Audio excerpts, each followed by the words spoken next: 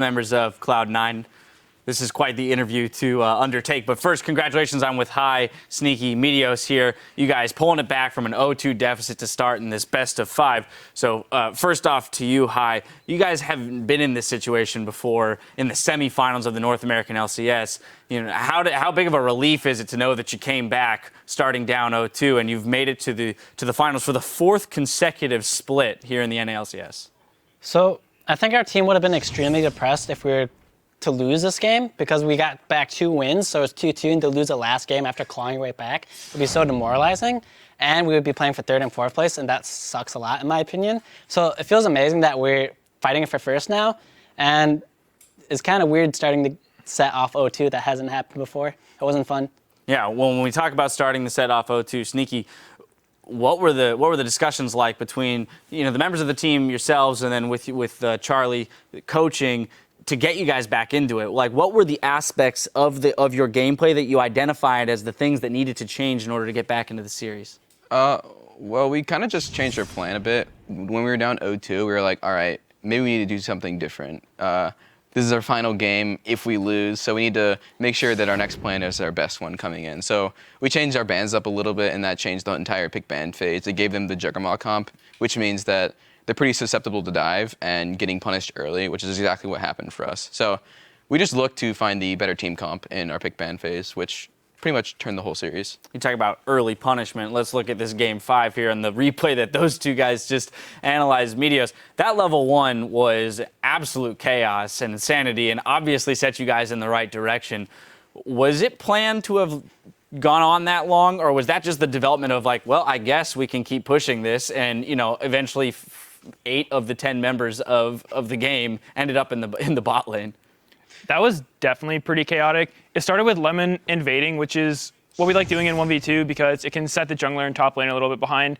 And then I start on that side, which is kind of different from normal. They probably didn't expect me to come in. And I was actually kind of lucky that I started Q level 1 because I switch off Q and W.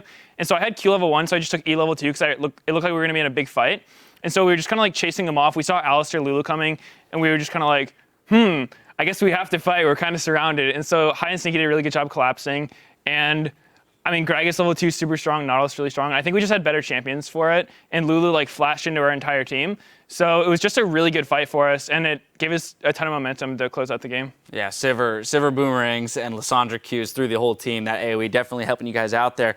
When you talk about altering picks and bans midway through, High, specifically, I want to ask you about tackling Phoenix's champion pool, because we saw a fair amount of bans targeted at him, but he is a player. When you look at Vladimir, Urgot, he pulled out the Azir. You guys had to pivot and make that change. He's playing Lulu against you, so then they're taking Lissandra to challenge you to play Zed. I mean, how do you as an individual play around that, a single person's champion pool, when all season long you've had to play around 9? So I think Phoenix is interesting in the fact that he likes playing non-meta champions. Like, for example, Lulu mid. I haven't played versus that champion I don't know how long, and he busted out a 0-2, and I haven't played against him in a month or 2. So he's playing these new champions, well, not new champions, but random champions I haven't played in a long time. And he's actually really good at a 0-2. So he's very hard to play versus just because you don't know what he's gonna pick. He's not gonna pick the meta things, but he has good counters to the meta picks. So you play Lissandra, he picks a 0-2, and that's pretty favorable for Azir.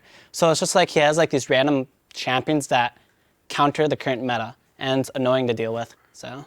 And Sneaky, we had a lot of focus on the bot lane as a matchup that was going to sway this series one way or the other. Piglet and Xpecial being on somewhat of a hot streak recently, performing very well in their series against CLG, and then starting off pretty solidly against you guys this time around. How did you approach that matchup, knowing that fairly often Team Liquid can put a lot on Piglet's shoulders and ask him to carry the game with things like that Juggernaut?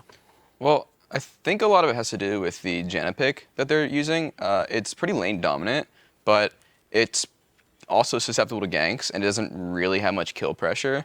I think they had to dive us 4-man top the first game to even get 1 kill. So it's not too big of an advantage as long as we start off the lane right. Whereas in the first game, we were Jay Morgana. Lemon had to go chase the junglers around and make sure that we were safe. And that kind of just put us behind and set us behind the whole game. So in general, I wouldn't say their whole strategy is too focused on Piglet. They threw the jungler down there sometimes, but it was mainly just because of Janna that promoted them being able to do that. All right, and Medios, early game strategies obviously playing a big role in here. And we're talking about the 2v2 matchup. How often were you guys looking for the 2v2 versus the 1v2? Because in the beginning of the series, we saw the lane matchups go out to chalk with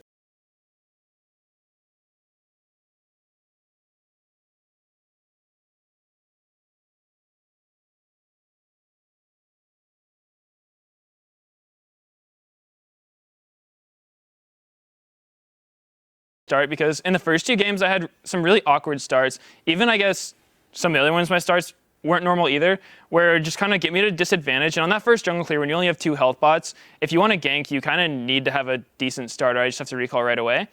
And so we focused on getting me a good start, and then the lanes just ended up 2v2 most of the time, which we were fine with. We were kind of fine either way. And it just let me pressure more than Dominate could, I guess. I don't really know what his starts look like, but on most of the games, I was getting the first gank off and taking control of Mr. Krabs and stuff like that. So Crab, I like it went pretty well for us. All right, last couple things real quick. Hi, we had Zion on the desk today, and he was mentioning how you guys love to go for Baron and concede generally around the 3rd dragon, say, hey, you can have the dragon, we'll pressure the Baron. Why is it that you guys are willing to take the risk of either giving up the dragon and not completing the Baron or getting it stolen, things like, it seems like it's somewhat of a risk for you guys to go for, but you do it fairly consistently. So I think when you're in like these high tense situations, teams often kind of like decide what they want to do. Some people will go for the dragon, some people will go for the Baron fight, right? So depending on the team you verse, if you give them these options and they're not very used to like deciding which one's better, you can punish them a lot for that. So you can get off these rush Barons because teams are like, hey, they probably won't rush it, right? Boom, we rush it. And then if you do that over the series, then in the future they're going to be really afraid of that, right? So then at that point in time, you can just switch it on and maybe like go for a bait or something. So it's like all the experience that we have had in the past doing these things, it kind of just leads us to understand if we can do this or not. And it's just all about what you're willing to trade for, I guess. Awesome. I actually think something else to add to that is that I think our team's one of the better ones at actually securing Baron when we're going for it, because a lot of junglers, it happens to me too, you get really scared when it turns into a smite fight, like their jungler coming in. But you saw in, I think, game 3 when Nunu flashed over the wall on Baron's at 1700 health, I was like, okay, stop hitting Baron, because that's just out of smite range for him. He can assume smite it, survive at 200 health. So if someone on our team didn't listen to the stop hitting it call and just hit it with like one more ability, they would have got Baron and probably would have lost the series. So I'm really confident in my team's ability to just be on the same page when it comes to actually securing the Baron or getting off the Baron or stuff like that. So I think that we've had from just playing together so much really gives us an advantage for Baron fights. Communication and then trust in that communication playing a huge role in your victories. Finally, Sneaky, to you. You guys are moving on to the finals. You're playing the winner of TSM versus Team Impulse. I just want to get your thoughts on that matchup tomorrow and which way you think it's going to go. I think it's still pretty one-sided for TSM. They are coming in strong. They've been strong this entire season. Number 1, they won IEM. And Tip's kind of been back and forth, sometimes inconsistent, sometimes looking really good. But for the most part, I think TSM is going to take it. I don't know about a number, but I think they'll win. That's right. I won't press you for a number. Anyway, gentlemen, I want to congratulate you on your hard-fought victory. I'm sure you're fairly exhausted after it. But again, congratulations and best of luck as you move into the finals. Now, to share some final thoughts on this semifinal series, we're going to throw it back to the caster desk.